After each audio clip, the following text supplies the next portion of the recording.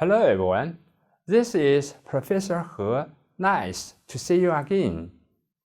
The topic of this task is about the one-dimensional isentropic steady flow. During fluid flow through many devices such as nozzles, diffusers, and turbine blade passages, flow quantities vary primarily in the flow direction only, and the flow can be approximated as one-dimensional isentropic flow with good accuracy. Therefore, it merits special consideration. A formal discussion of one-dimensional isentropic steady flow includes some basic equations. Let's firstly talk about the mass conservation equation. Consider the mass balance for a steady flow process. This continuity equation shows that the mass flow rate through any section of the flow duct at any time in a steady flow is constant. Differentiating and dividing the resultant equation by the mass flow rate we obtain. Secondly, let's talk about the energy equation. Neglecting the potential energy, the energy balance for an isentropic flow with no work interactions is expressed as.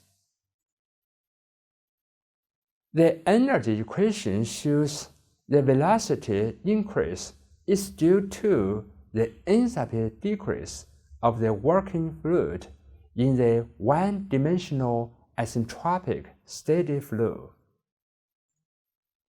The energy equation can also be expressed as. This means the sum of enthalpy and kinetic energy of the fluid at any cross-section remains constant. When analyzing control volumes, we find it very convenient to combine the internal energy and the flow energy of a fluid into a single term, enthalpy, whenever the kinetic and potential energies of the fluid are negligible, as is often the case. The enthalpy represents the total energy of a fluid. Now let's talk about the stagnation properties. For high-speed flows, such as those encountered in jet engines, the potential energy of the fluid is still negligible, but the kinetic energy is not. In such cases, it is convenient to combine the enthalpy and the kinetic energy of the fluid into a single term called stagnation enthalpy, H asterisk, defined per unit mass as. The ordinary enthalpy, H, is referred to as the static enthalpy whenever necessary to distinguish it from the stagnation enthalpy. When the potential energy of the fluid is negligible, the stagnation enthalpy represents the total energy of a flowing fluid stream per unit mass. Thus, it simplifies the thermodynamic analysis of high-speed flows.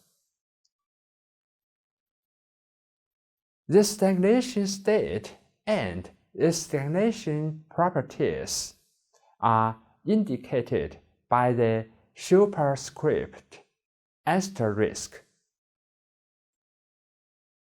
Consider the steady flow of a fluid through a duct, such as a nozzle, diffuser, or some other flow passage where the flow takes place adiabatically and with no shaft or electric work.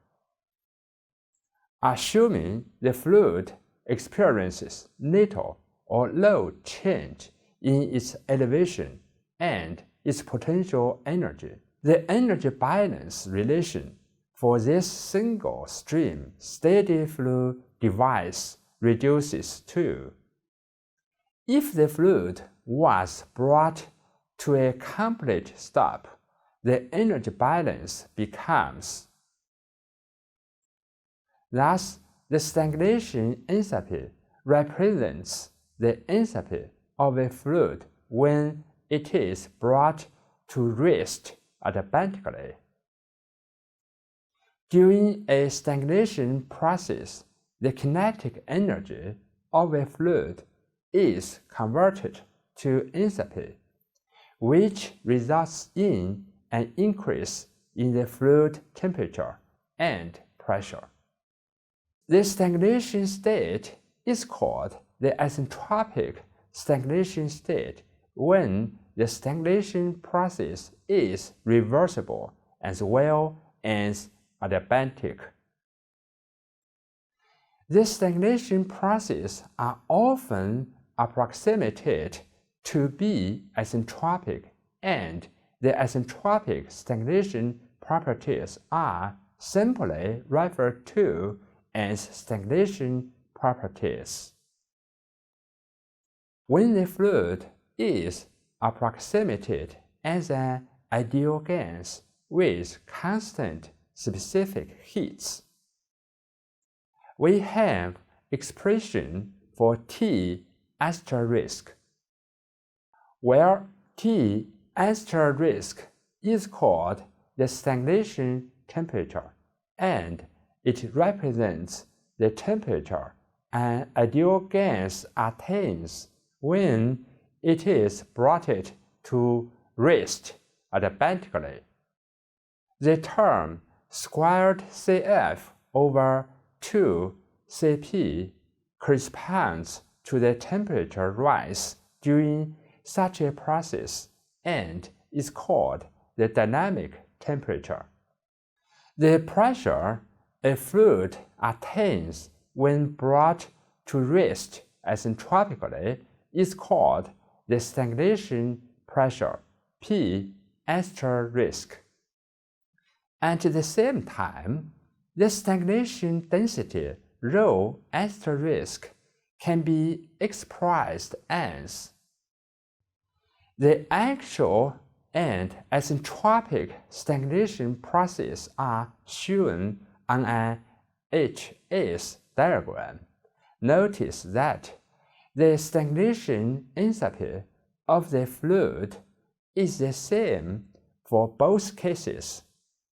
However, the actual stagnation pressure is lower than the isentropic stagnation pressure, since entropy increases during the actual stagnation process as a result of fluid friction.